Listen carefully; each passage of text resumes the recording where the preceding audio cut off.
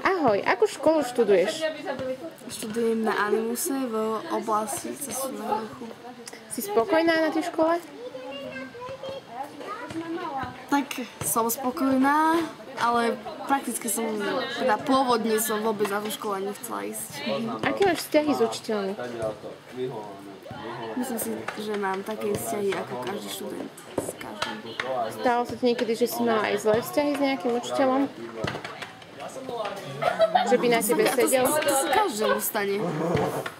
Aspoň raz v živote. Ako si to riešila?